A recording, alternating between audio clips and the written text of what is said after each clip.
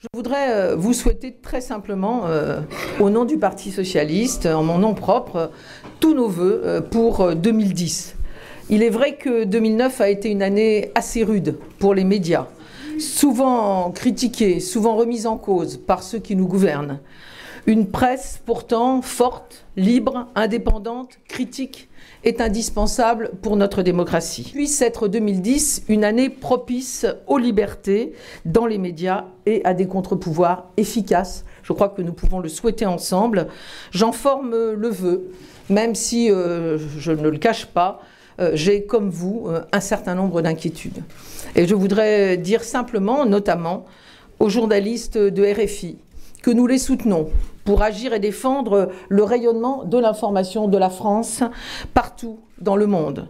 Je voudrais dire aussi aux journalistes de l'AFP que nous sommes à leur côté pour se battre pour l'indépendance de cette grande agence internationalement reconnue justement pour la force de son information. Et puis je voudrais dire aussi à France 3 que nous nous mobiliserons avec eux pour garder ce réseau régional de la chaîne qui est sa spécificité et sa force dans la proximité des habitants des Français. Avec vous tous, nous pouvons aujourd'hui penser aux deux reporters de France 3 et puis à leur accompagnateur actuellement détenu en Afghanistan. Nous souhaitons vivement qu'ils soient libérés rapidement et nous soutenons à la fois les initiatives du gouvernement et l'acharnement de Paul Nahon pour obtenir leur libération rapide. On nous dit qu'on va nous annoncer de nouvelles décisions sur l'Afghanistan. Nous sommes le seul pays aujourd'hui où le débat n'a pas lieu. Pourquoi sommes-nous là-bas? Pour quelle mission?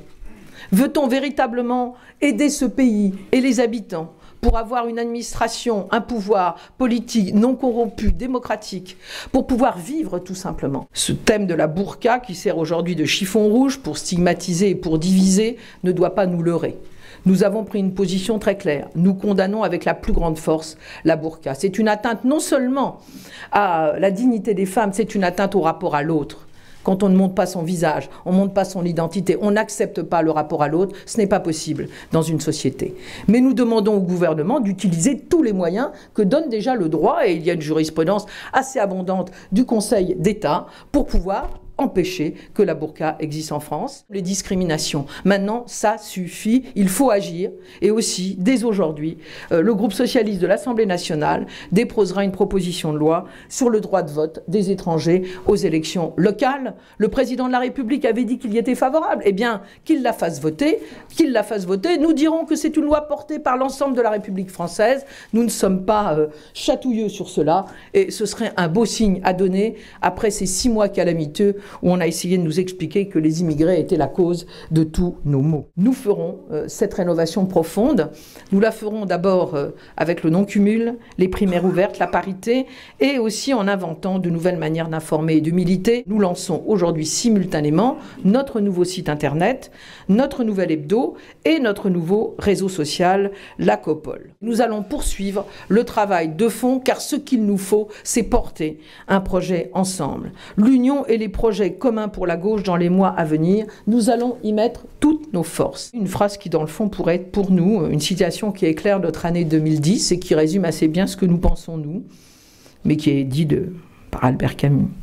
Si l'homme échoue à concilier la justice et la liberté, alors il échoue à tout. Voilà profondément ce que nous croyons, voilà profondément ce que nous allons essayer de porter. Voilà. Alors bonne année à vous tous et merci.